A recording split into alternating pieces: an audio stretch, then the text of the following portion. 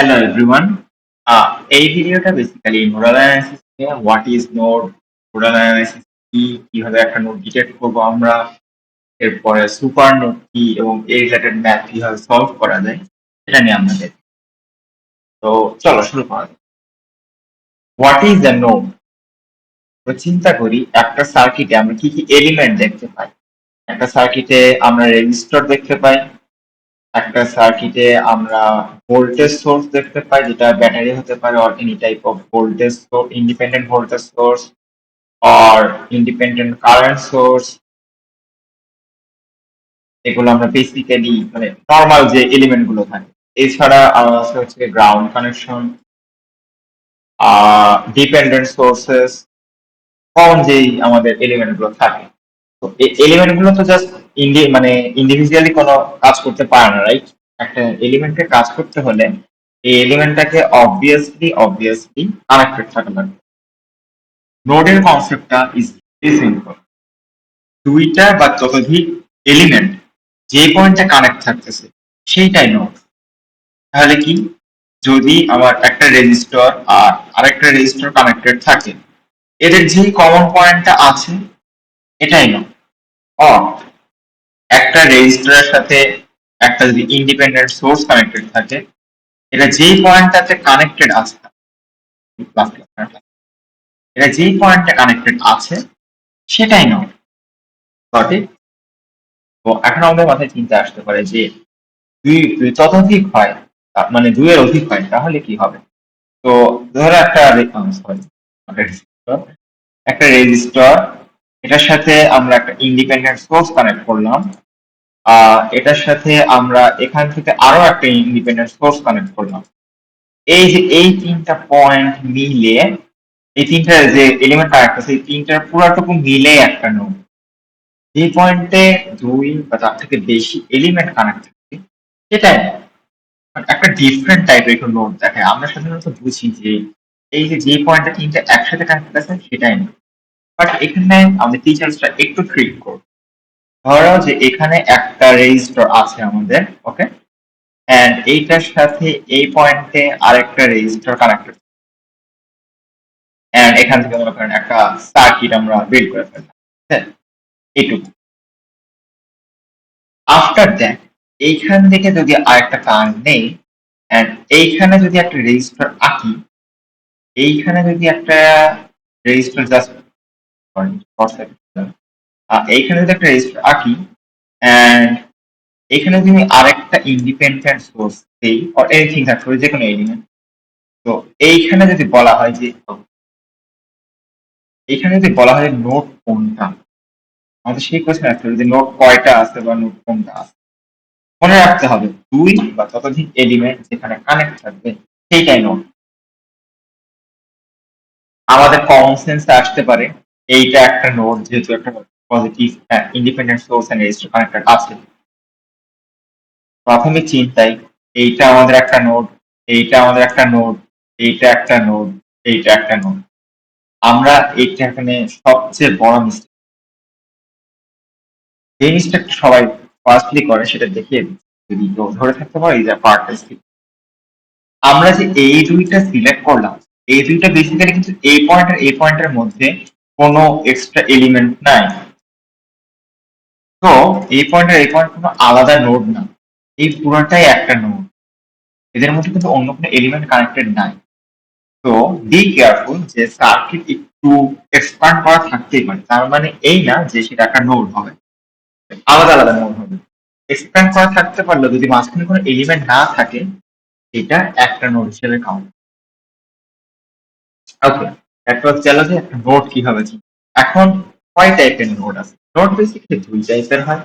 একটা হচ্ছে কি কমন নোড, যেগুলো হচ্ছে মানে কমন নোড যেগুলো নিয়ে এতক্ষণ chapter। আরেকটা হচ্ছে কি রেফারেন্স নোড। রেফারেন্স নোড কি? যেই নোডে সব থেকে বেশি এলিমেন্ট কানেক্টেড থাকবে, অর যেই নোডের ভোল্টেজকে আমরা জিরো ধরে সার্কিট সলভ করব সেইটাকে রেফারেন্স নোড ধরা হয়।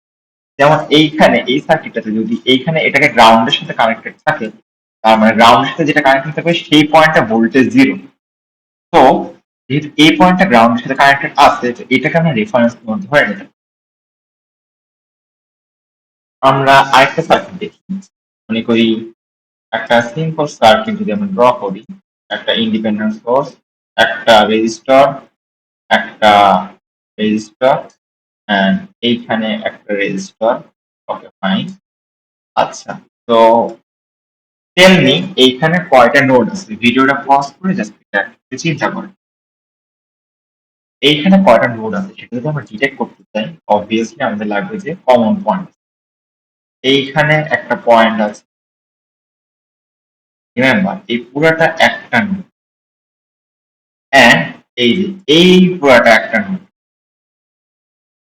কারণ এই যে এই এটা হচ্ছে এ পয়েন্ট, যদি এ পয়েন্টে এইটা এন্ড এইটা কানেক্টেড আছে, যদি আমরা এইটাকে বি পয়েন্ট, বি পয়েন্টে এই তিনটা রেজিস্টার কানেক্টেড আছে, আর যদি আমরা এটাকে জি পয়েন্ট ধরি, তাহলে জি পয়েন্টে এই ইন্ডিপেন্ডেন্ট সোর্স, এই রেজিস্টার, এই রেজিস্টার কানেক্টেড আছে। এতে জি কেন ধরলাম? এক সেকেন্ড, সি কেন ধরলাম না?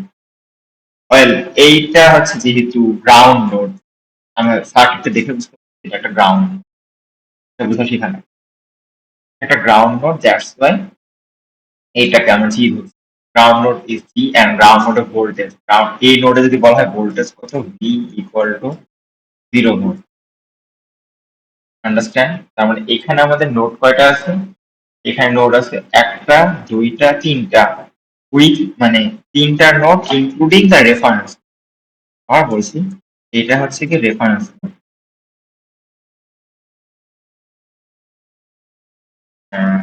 Yes, ঠিক আছে, this is reference.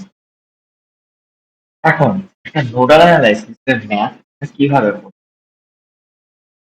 Let's see that. ওকে, তো এটা তোমাদের বইয়ের একটা ম্যাথ, যেটা নোডাল অ্যানালাইসিস সলভ করতে বলা হয়েছে। এন্ড কোয়েশ্চেনটা ছিল যে calculate the node voltage. Node voltage বলতে এখানে যতগুলো নোড আছে সেই নোডের ভোল্টেজ ক্যালকুলেট করতে হবে। এইখানে নোড কয়টা আছে সেটা যদি আমরা এখন দেখতে চাই, এইখানে একটা নোড আছে, রাইট? এইখানে একটা নোড আছে, এন্ড আমরা যদি রেফারেন্স নোড চিনি, এটা একটা রেফারেন্স নোড, তো এই নোডের ভোল্টেজ 0 ভোল্ট। তাহলে কোন কোন নোডের ভোল্টেজ বার করতে হবে? এটা 1 নাম্বার নোড, এটা 2 নাম্বার নোড, এই দুইটা নোডের ভোল্টেজ বের করতে হবে আমাদেরকে এখন। Okay fine. আগেই বলে রাখি, nodal analysis is Kirchhoff's current law. Kirchhoff's current law apply করতে পারলে নোডাল অ্যানালাইসিস সম্পূর্ণ হয়ে যায়। সম্পূর্ণ বলতে কি? সম্পূর্ণ।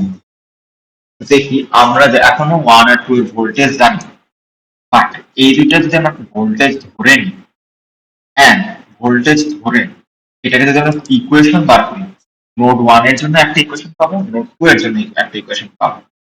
দুইটা ইকুয়েশন সলভ করি, তাহলে দুইটা আননোনের জন্য দুইটা ভ্যালু আমরা ইজিলি পেয়ে যাবো। বেসিকটা আইএস। এখন আমরা দেখি। ওকে, তো আমরা ধরে নিচ্ছি নোড 1 এর ভোল্টেজ হচ্ছে গিয়ে V1 এন্ড নোড 2 এর ভোল্টেজ ইজ V2, রাইট? এই দুটো আমরা ধরে নিচ্ছি, এখনো কিন্তু আসেনি। এখন নোড 1, নোড 1 এ আমরা যদি KCL প্রয়োগ করি, KCL নোড 1 এ KCL যদি আমরা প্রয়োগ করি, তাহলে 5 অ্যাম্পিয়ার এন্ট্রি নিচ্ছে, 5 অ্যাম্পিয়ার এন্ট্রি নিচ্ছে, তাহলে বাকি সবগুলো বের হয়ে যাচ্ছে। 5 অ্যাম্পিয়ার বাকি সবগুলো যদি বের হয়, তো যদি ভোল্টেজ নোড 1 থেকে নোড 2 এর দিকে 4 ওহম দিয়ে কারেন্ট, রাইট? তার মানে নোড 1 এর ভোল্টেজ বেশি, V1 minus V2 divided by 4, এটা একটা কারেন্ট, প্লাস আরেকটা যে কারেন্টটা বের হয়ে যাচ্ছে V1 থেকে রেফারেন্স নোডের দিকে 2 ওহম রেজিস্টরের মধ্যে দিয়ে। তো V1 minus 0 volt divided by 2, এটা হচ্ছে আমাদের 1 নাম্বার ইকুয়েশন। এইবার নোড 2 তে যদি আমরা কেসিএল প্রয়োগ করি, নোড 2 তে যদি আমাদের কেসিএল প্রয়োগ করতে হয়, তাহলে this is our equation. 10 ampere entry নিচ্ছে, 5 অ্যাম্পিয়ার বের হয়ে যাচ্ছে, V2 minus V1 divided by 4, এখান থেকে একটা কারেন্ট বের হচ্ছে, এখান থেকে একটা কারেন্ট বের হচ্ছে। এটা হচ্ছে আমাদের সেকেন্ড ইকুয়েশন। এই দুইটা ইকুয়েশন সলভ করলে আমরা V1 V2 ইজিলি পেয়ে যাবো। আই গেস জিনিসটা বুঝতে পারবা। একটা ইকুয়েশন যেটা ম্যাথমেটিক্স ট্রিপল কাজ আমাদের শেষ করে ফেলছে, simple math. That was all from today. Any help? Freely ask. No problem. Bye.